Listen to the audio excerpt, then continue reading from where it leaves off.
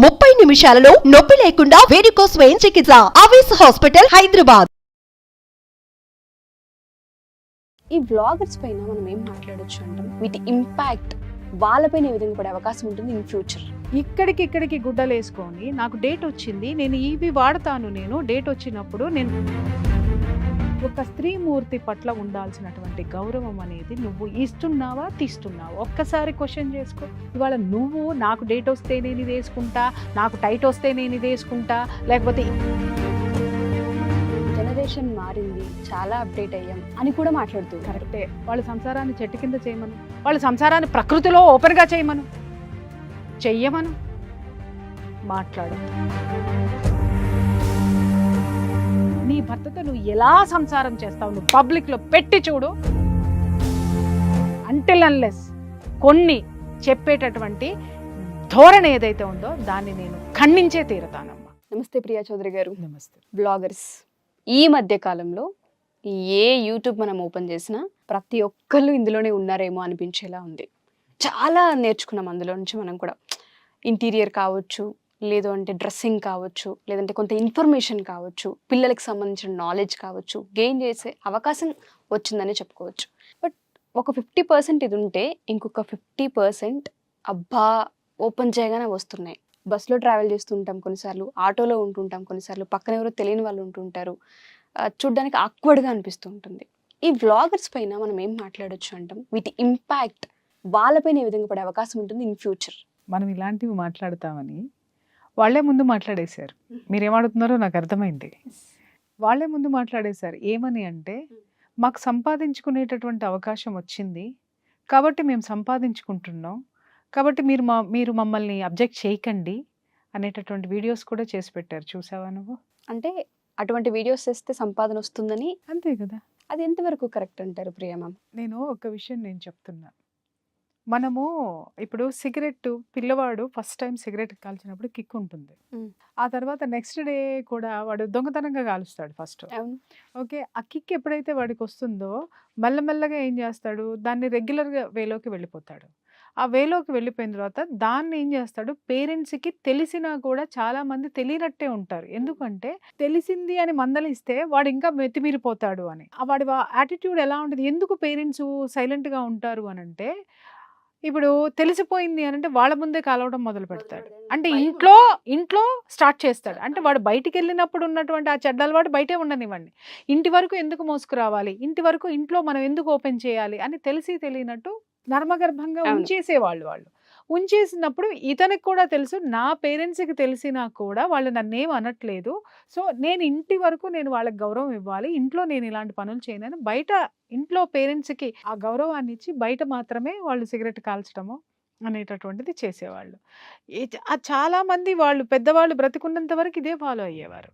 కొంతమంది సరే ఒక వయసు వచ్చిన తర్వాత సరే వీళ్ళకి ఏజ్ అయిపోయింది, వాళ్ళు పెద్దవాళ్ళు అయిపోయారు, వీళ్ళు వదిలేయటం, వాళ్ళు ఇది తీసుకోవడం అనేది అది అలా అలా అలా అలా మెల్లగా. అంటే ఒక వ్యసనము ఫస్ట్లో అది తప్పు అనేటటువంటి ఫీలింగ్ నుంచి అది ఒప్పు అనేటటువంటి స్థితికి ఇంకొకటి ఏంటి, ఆహా ఇంట్లో తెలిసిపోయింది కదా, మా వాళ్ళకి తెలుసులే, కాల్ చేస్తా ఏమవుతుంది అని బేఫికర్గా కాల్ చేస్తాడు.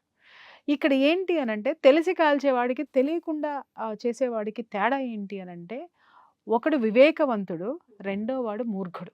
తల్లిదండ్రులకి విలువ గౌరవం ఇచ్చాడు వాడు. తన వ్యసనాన్ని ఇంటి వరకు మోసుకు రాలేదు, తనకు ఆ వ్యసనం ఉంది, దాన్ని ఏంటంటే అతని కిక్ కోసమో అతని అలవాటుని ఆ బయట వరకే ఉంచాడు, ఇంట్లో వరకు తీసుకొని రాలేదు. కానీ వీడేం చేశాడు, మా ఇంట్లో వాళ్ళకి తెలిసిపోయిందిలే, ఇంకేం చేస్తారులే అని చెప్పేసి మీకు తెలుసు కదా అని తాగడం మొదలుపెట్టిన తర్వాత తల్లిదండ్రులు కూడా అరే ఇలాంటి బిడ్డ నీ కన్నాను, వీడిని కంట్రోల్ చేయలేకపోతున్నానని ఆ బాధలో ఉండి కొడుకు మీద ప్రేమతోటి వాళ్ళు ఏం అనలేక తల దించుకునేటటువంటి సిచ్యువేషన్లో అది కంటిన్యూ అయిపోయి అలా వెళ్ళిపోతూ ఉంటే, ఆ తల్లిదండ్రులు ఆ కొడుకు దగ్గర ఏదన్నా పంచుకోవాలన్నా కూడా, ఏదన్నా షేర్ చేసుకోవాలన్నా కూడా వెనకడిగేసేటటువంటి తత్వం. ఎందుకంటే వీడు మన మాట వినడు, వీడు పెద్దవాడు అయిపోయాడు, లేకపోతే వీడికి ఇలాంటివి వ్యతిరేకిస్తున్నాడు మనల్ని అనేటటువంటి ఆ బాధ జీవితాంతం వాళ్ళు మోసేటటువంటి వాళ్ళు. ఇక్కడ కూడా మీరు ఎందుకు పోల్చారంటే దీనికి దానికి ఏంటి సంబంధం? వ్లాగ్స్ చేస్తున్నప్పుడు మీరు ఇప్పుడు నేను అన్నాను కదా, ఎందుకండి మీరు ఇలాంటివన్నీ చేస్తారు? మొదట్లో వ్లాగ్స్ చాలా బాగుండేవి చక్కగా మంచి పెళ్ళిళ్ళు కానీ, బంధువుల గురించి కానీ, లేకపోతే ఇంకొక మంచి ప్రదేశాల గురించి చూసాము. మీరన్నట్టు ఎక్కడెక్కడో మనకు తెలియనటువంటి షాపులు ఇన్ఫర్మేషన్ కానివ్వండి, చూసాము. ఇన్ఫర్మేషన్స్ అవును. కానీ అద్భుతంగా ఉన్నాయి. అవును. నేను అది ఇలా ఉంది అనంటే చాలా అందంగా ఉంది. బావుంది. ఇక్కడ ఈ ప్లేస్‌లు ఉన్నాయా? ఇక్కడ ఈ నాలెడ్జ్ ఉందా? అది చివరికి ఏమైపోయిందంటేనమ్మా, ఒకళ్ళు ఒక ప్లేస్‌కెళ్ళంగానే అది క్లిక్ అవ్వంగానే 10 మంది దాన్ని ఫాలో అయ్యేసరికి అది ఔట్‌డేటెడ్ అయిపోయి ఇంకొకటి కొత్తది. ఏంటి? ఏంటి? ఏంటి? ఏంటి? అని ఎతకడం మొదలుపెట్టేసా. ఇప్పుడు ఈ యూట్యూబ్ అనేటటువంటిది ఎంటర్‌టైన్‌మెంట్ నుంచి మారిపోయి ఎర్నింగ్ టైమ్‌కొచ్చేసింది. వచ్చేసింది. వచ్చేసినప్పుడు ఏమవుతుంది అనంటే డబ్బు వస్తుంది అని అనుకున్నప్పుడు నేను మోకాలాడటం నేనెందుకు? ఇది నా కష్టము. ఇది నాకున్న పాపులారిటీ. నాకున్నటువంటి దీన్ని సమాజానికి నేను ఇస్తున్నాను. నేను గొప్పదాన్ని. నేను గొప్పవాడిని కాబట్టి నాకు డబ్బులొస్తున్నాయి కాబట్టి నేను చేస్తున్నానని. కొన్ని ఆడవాళ్ళు చేసేటటువంటి వ్లాగ్స్ చూస్తుంటే నిజంగా బాధాకరంగా ఉంటుందమ్మా. ఏంటంటే నువ్వు ఒక నగ గురించి చూపించు, వర్ణించు, దాన్ని బిజినెస్ చేయండి, దాన్ని ఏదన్నా చేయండి. అది అద్భుతంగా, అందంగా ఉంటుంది. యెస్. చీరల గురించి చూపించండి. అది అందంగా, అద్భుతంగా ఇంకా ఆడవాళ్ళు చూపిస్తే ఇంకా అందంగా, ఇంకా అద్భుతంగా ఉంటుంది. అది మార్కెటింగ్ చేయండి. దానికి ఎవ్వరూ ఇది చూపెట్టరు. అలాగే అవుట్‌ఫిట్స్ ఏవైతే ఉంటాయో డ్రెస్సుల గురించి చెప్పండి. తర్వాత ఇంకేదన్నా ఉన్నా ఏది ఉన్నా గానీ, ఏదైనా గానీ అది అభ్యంతరకరం కానటువంటివన్నీ, Information అందమైనటువంటివన్నీ చూపించడంలో Yes. తప్పే లేదు. అది దాటి చివరికి ఎలా వచ్చింది అనంటే కొన్ని వ్లాగ్స్ చూస్తే నిజంగా మనసు బాధేసింది ఉషా నాకైతే. ఏంటి వీళ్ళు ఇన్ఫర్మేషన్ ఇస్తున్నారా? ఇన్ఫర్మేషన్ ఏమిస్తున్నారు? నాకు డేట్ వచ్చింది. డేట్ వచ్చినప్పుడు నేను ఇవి వాడుతున్నాను అనేసి వేసుకునేటటువంటి ఆ ఇన్నర్‌గా నువ్వు ఏం వాడుతున్నావో ఒక ఆడపిల్లవి బయటికి చూపించి నువ్వు చెప్తుంటే ఒక అడ్వర్టైజ్‌మెంటే చూడలేం మనం అది. అవును. ఏది మన పక్కన మన భర్త ఉన్నా కూడా అది చూడడానికి ఇబ్బందొస్తుంది. కష్టంగా ఉంటుంది. తల్లిదండ్రులు ఇంట్లో ఉన్నప్పుడు ఆ యాడ్స్ చూడలేకపోతున్నాం అని కొన్ని వీటిల మీద ఉద్యమాలు కూడా వచ్చినాయి. కొన్ని యాడ్స్ చూడలేకపోతున్నాం. ఆడవాళ్ళకి మరీ ఇట్లా చూపిస్తున్నారు అనేటటువంటి అభ్యంతరాలు తెలపడం జరిగింది. అవి కొన్ని ఆగిపోవటం కూడా అవును. జరిగింది. కానీ అవి ఈ రోజు అడ్వర్టైజ్‌మెంట్ 5 సెకండ్స్ అడ్వర్టైజ్‌మెంట్ కాస్త ఈ రోజు 5 నిమిషాల నుంచి 15 నిమిషాలు అదే చర్చలాగా మారిపోయి నాకు డేట్ వచ్చింది అనంటే నీకు డేట్ వచ్చిందని ఊరందరికీ తెలియాలి. సో నేను ఇది వేసుకుంటున్నానని ఇక్కడికి బట్టలేసుకొని నువ్వు అవి చూపిస్తుంటే ఒక ఆడదాని మీద, ఒక స్త్రీమూర్తి మీద ఎవరికైనా సదభిప్రాయం ఉంటుందా? అమ్మ మీకు కోపం వస్తే నన్ను తిట్టుకోండి, లేకపోతే భయంకరంగా మీమ్స్ వేసుకోండి, ఏమైనా వేసుకోండి. కానీ చెప్పే తీరాలి నేను. ఇక్కడికి గుడ్డలేసుకొని నాకు డేట్ వచ్చింది. నేను ఇవి వాడతాను డేట్ వచ్చినప్పుడు నేను కంఫర్టబుల్‌గా ఉంటాను అని నువ్వు చెప్పడంలో ఒక స్త్రీమూర్తి పట్ల ఉండాల్సినటువంటి గౌరవం అనేది నువ్వు ఇస్తున్నావా? తీస్తున్నావా? ఒక్కసారి క్వెషన్ చేసుకో. డబ్బు నీకొస్తుంది. నాకు రావట్లా, నీకు రావట్లా, మిగిలిన వాళ్ళకి రావట్లా. ఇన్ఫర్మేషన్ అంటారు. ఇప్పుడు నాకేదన్నా కావాలి అంటే నెట్‌లో నేను వెతుక్కుంటా. ప్రొడక్ట్‌కి సంబంధించినటువంటిది దాని కింద డిస్క్రిప్షన్ ఉంటుంది. ఆ డిస్క్రిప్షన్‌లో మొత్తం ఇస్తాడు. పూర్తి వివరాలు ఇస్తాడు. ఎతుక్కోవడానికి నాకు నాలెడ్జ్ ఉంది ఈరోజు. వెతికేటటువంటి అవకాశము ఉంది నాకు. నేను షేర్ చేసుకుంటా. నాకు తెలియకపోతే దాన్ని ఎలా చెయ్యాలో పక్కవాడిని అడిగి తెలుసుకుంటా.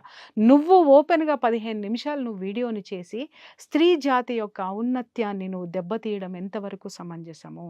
అవుట్‌ఫిట్స్ చూపించండి. అది ఎవరికీ అభ్యంతరం లేదు. మంచి డ్రెస్సులు చూపించండి, మంచి చీరలు చూపించండి, నగలు చూపించండి, హెయిర్ క్లిప్స్ చూపించండి, ఇంకేదైనా అలంకరణకి సంబంధించినవి ఏవైనా చూపించండి. కానీ లోదుస్తుల గురించి ఆడవాళ్లే ఒక 15-20 నిమిషాలు ఎపిసోడ్స్ చేస్తూ మీకు డబ్బొస్తుందని మిగిలిన యొక్క ఆడవాళ్ళను కూడా ఏలెత్తి చూపించేటటువంటి వ్యవహారాలు చేస్తున్నందుకు నిజంగా బాధపడుతున్నాను. నేను ఒక విషయం ఏదైనా జరిగితే నేను గొంతేసుకుని అరుస్తున్నానని చెప్పి నన్ను ఎన్నో తిట్లు తిడతారు. ఆ తప్పు ఎందుకు చేస్తున్నారని క్వశ్చన్ చేస్తే నన్ను తిడుతున్నారు. మరి మీరు చేసేటటువంటి ఇది ఓపెన్ అప్ చేసేటటువంటి ఈ విషయాలకి ఎవరు సమాధానం చెప్పాలి? ఎవరికి వాళ్ళకి సమాధానం ఉంటుంది ఉషా. ఎవరిని వాళ్ళు సమర్థించుకోవడానికి ఉంటుంది. కానీ మీ సమర్థన అందరికీ సమర్థవంతమా కాదా, సమ్మతమా కాదా అనేటటువంటిది వీళ్ళు కూడా ఆలోచించాల్సినటువంటి అవసరం ఉంటుంది. ఇన్నర్ ఫిట్స్ ఉంటాయి, టైట్స్ ఉంటాయి, ప్యాంటీలు ఉంటాయి, అవి ఉంటాయి, ఇవి ఉంటాయి అంటే నేను కొన్ని చూస్తున్న కొంతమంది అంటే నాకు చాలా అభిమానం. కొన్ని వాళ్ళ వీడియోస్ చూస్తే తెలుగుదనం ఉట్టిపడేటటువంటి వీడియోస్లో కూడా అలాంటి వాళ్ళ దాంట్లో కూడా ఇవి చొచ్చుకొని వచ్చేసాయి అని అంటే చేసే వాళ్ళని నేను తప్పు పట్టాలా, లేకపోతే వాళ్ళని ఎంకరేజ్ చేసే వ్యాపార సంస్థల్ని నేనేమనాలా అనేది నాకు అర్థం కావట్లేదు. ఇప్పుడు కావాలి అనుకుంటే నాకు కావాలంటే నేను ఎత్తుక్కుంటానమ్మా, ఇదే యూట్యూబ్లో ఇన్ఫర్మేషన్ ఉంటుంది నాకు, ఐ కెన్ గో. ఇంకొక విషయం ఏంటంటే ఒకవేళ మీరు చెప్పాలి అనుకుంటే అమ్మ ఇలాంటి సిచ్యుయేషన్స్ ఉన్నప్పుడు ఇది చెయ్యండి, పర్వాలేదు. అసలు మీరెందుకు చెప్పాలి అంటున్నాను నేను. ఎందుకు చెప్పాలి? చెప్పడానికి వ్యాపార సంస్థలు ఉన్నాయి, అవి చెప్తాయి. ఇంకొకటి ఇవాళ టీనేజ్ పిల్లలు మీరు చెబితే వేసుకోవాల్సినంత దీనస్థితిలో ఏమి లేరు. లేరు. వాళ్ళు 3 ఏళ్ల పిల్లకి ట్యాబ్ ఇచ్చినా కూడా ఎతికేసుకుంటుంది దానికి ఏ నాలెడ్జ్ కావాలి అనేది. ఇవాళ నువ్వు నాకు డేట్ వస్తే నేను ఇది వేసుకుంటా, నాకు టైట్ వస్తే నేను ఇది వేసుకుంటా, లేకపోతే ఇన్నర్గా ఇది వేసుకుంటే కంఫర్టబుల్గా ఉంటుందంటే ఒక మాతృత్వంలో ఉన్న నువ్వు, ఒక అందమైన అద్భుతమైనటువంటి వీడియోస్ చేసేటటువంటి నువ్వు ఒక్కసారి ఇలాంటివి ఇన్నర్ దుస్తుల గురించి నువ్వు ఓపెన్గా మాట్లాడడం అనేది ఎంతవరకు సమంజసము? ఎప్పుడైనా సరే గుప్పెట పట్టి ఉంటేనే ఆ రహస్యం యొక్క విలువ, దాని మీరు ఇన్ఫర్మేషన్ ఇవ్వడానికి ఏ రైట్స్ మీకున్నాయి. నువ్వు ఆడదానిగా రైట్ నీకుంటే నేను ఆడదాన్ని, నాకు కొన్ని రైట్స్ ఉంటాయి అభ్యంతరాలు చెప్పడానికి, నాకు కూడా కొన్ని రైట్స్ ఉంటాయి. అది గమనించాల్సినటువంటి అవసరం ఉంది వ్యాపారాత్మక ధోరణిలో. ఏంటంటే ఇప్పుడు వాళ్ళు మాట్లాడేది కూడా ఏముంటుందంటే జనరేషన్ మారింది, చాలా అప్డేట్ అయ్యాం అని కూడా మాట్లాడుతూ ఉన్నారు. కరెక్టే. బాగుందమ్మా. మనము బెడ్రూమ్ తలుపులు తీసేద్దాం, మనం ఇంటికి గోడలు తీసేద్దాం, ఎంచక్క ప్రకృతిలో అన్నీ చేసేద్దాం. ఎందుకు ఓపెన్గా పెట్టుకోవాలి? అలా యాక్సెప్ట్ చేస్తారా? చచ్చినా వాళ్ళ చేయరు. సంసారాన్ని రోడ్డు మీద చేయమను, వాళ్ళ సంసారాన్ని చెట్టు కింద చేయమను, వాళ్ళ సంసారాన్ని ప్రకృతిలో ఓపెన్గా చేయమను, చెయ్యమను. మాట్లాడద్దు. మాట్లాడేటప్పుడు యువతల నుంచి కూడా చాలామంది మాట్లాడే వాళ్ళు ఉంటారు. మిమ్మల్ని మీరు సమర్థించుకోవడానికి ఎలాగైనా ఏదైనా ఓపెన్ అంటే నేను అదే చెప్తున్నా. నీకు బిడ్డ ప్రసవం అయ్యేటటువంటి వీడియో నువ్వు పబ్లిక్గా పెట్టగలుగుతావా? నీ బిడ్డ యొక్క శోభనాన్ని పబ్లిక్లో పెడతావా? నువ్వు సంసారం, నీ భర్తతో నువ్వు చేసే సంసారం అన్నీ ఓపెన్గా చేస్తున్నారు కదా, నీ భర్తతో నువ్వు ఎలా సంసారం చేస్తావు నువ్వు పబ్లిక్లో పెట్టి చూడు, అప్పుడు నేను ఇవన్నీ యాక్సెప్ట్ చేస్తాను. అంటిల్ అన్లెస్ కొన్ని చెప్పేటటువంటి ధోరణి ఏదైతే ఉందో దాన్ని నేను ఖండించే తీరతానమ్మా. అంటే జనరేషన్ మారింది, అప్డేట్ అయ్యామని మాట్లాడే ముందు ఏదైతే 4 గోడల మధ్యలో ఉంచుతున్నామో కొన్ని వాటిని పట్టి ఉంచడమే అవసరం. పట్టి ఉంచడం అవసరము, నీకేం అవసరం అంటున్నాను. నువ్వు సంపాదించుకోవాలనుకుంటే ఎన్నో చీరల షాపులు ఉన్నాయి, ఎన్నో నగల షాపులు ఉన్నాయి, ఇంకెన్నో స్టీల్ బిందెల షాపులు ఉన్నాయి, స్టీల్ కొట్లు ఉన్నాయి, ఇంకా నువ్వు వాడుకునే ఫర్నిచర్ షాపులు ఉన్నాయి. You just go there and tell everything. నీ ఇంట్లో ఏం పెట్టుకుంటావు, నీ ఇంట్లో కుంకుమ ఎట్లా తయారు చేస్తావు అన్నీ చెప్తున్నారు. చెప్పండి. ఆ నాలెడ్జ్ అవసరం. ఈ నాలెడ్జ్ ఎవడికి కావాలంటే వాడు తీసుకుంటాడు తప్ప మీరు ఇలా బయటకు వచ్చి అన్ని ఓపెన్ చేస్తే ఒక మాతృత్వము యొక్క గొప్పతనము మూర్తిభవించినటువంటి ఒక స్త్రీమూర్తి యొక్క స్త్రీతత్వం అనేది బహిర్గతమైపోయి దానిలో ఉన్న సున్నితత్వం పటాపంచలైపోతుందమ్మా. ఇవాళ నాకు చాలా ఆఫర్స్ వస్తాయి, మేడం మీరు ఇది చెప్పండి, నేను లక్షలు సంపాదిస్తా కూర్చుంటే. ఇవాళ నేను చేస్తే నేను సున్నితంగా తిరస్కరిస్తా. కొన్నిట్లకి మాత్రం ఇంతవరకు బిజినెస్ జోలికి నేను పోలేదు, అస్సలు వెళ్ళలేదు. ఎన్ని అవకాశాలు నాకు వస్తాయి అని అంటే నేను ఎందుకు సున్నితంగా తిరస్కరిస్తా అంటే, ఒకటి నేను స్టార్ట్ చేస్తే అది నా కంట్రోల్లో ఉండాలి. నా కంట్రోల్లో ఉంటే డెఫినెట్గా నేను దాన్ని స్టార్ట్ చేయగలుగుతా. లేదు దీని తర్వాత ఇంకొకటి నా కంట్రోల్ తప్పిపోతే నా వ్యక్తిత్వం చచ్చిపోతుంది. గుర్తుపెట్టుకో. ఈరోజు ఈ యూట్యూబ్ ద్వారా డబ్బు సంపాదించేటటువంటి ఈ వ్లాగ్స్ ద్వారా డబ్బులు వస్తాయి అనుకునేటటువంటి ప్రతి ఒక్కళ్ళకి నేను చెప్తున్నాను, మీకు డబ్బు వస్తుంది కానీ మీ అస్తిత్వం అనేది మాత్రం ఓపెన్ అప్ అయిపోతుంది. దాన్ని మీరు సంపాదించిన ఏ డబ్బుతోనూ కొనలేరు. దయచేసి నేను చెప్తున్నా, మీరు చేయొద్దు అని నేను చెప్పటం లేదు. ఎన్నో డైమండ్స్ కింద ఉన్నటువంటి దగ్గర నుంచి మొదలు పెడితే డైమండ్స్ వరకు మీకు ఉంది. అంతేగాని అది అలంకరణకి సంబంధించింది చూపించండి తప్పితే మనిషి యొక్క ఏది అయితే గుప్తంగా ఉంచాలో, ఏదైతే గుమ్మనంగా ఉంచాలో వాటిని మీరు చెప్పాల్సిన అవసరం లేదు. మీరు నిజంగా వాటిని ఇన్ఫర్మేషన్ ఉంటే మీరు బయటికి వెళ్ళినప్పుడు కొన్ని వందల మంది మిమ్మల్ని చుట్టుముడతారు, ఆడపిల్లలు చుట్టుముడతారు, ఎక్కడికెళ్ళినా మిమ్మల్ని గుర్తిస్తారు. మనిషికి చెప్పండి, వ్యక్తిగతంగా చెప్పండి. మీరు నిజంగా దేశానికి సేవ చేసే వాళ్ళైతే సెషన్స్ అరేంజ్ చేసుకోండి. సెషన్స్ అరేంజ్ చేసి అవన్నీ 4 గోడల మధ్య చెప్పండి. నిజంగా మీకు అంతమంది ఉన్నారు కదా, అంతమంది free classes, free demo classes దానికి కూడా నేను ఇస్తున్నా. ఆ వ్యాపారం కూడా చేయండి.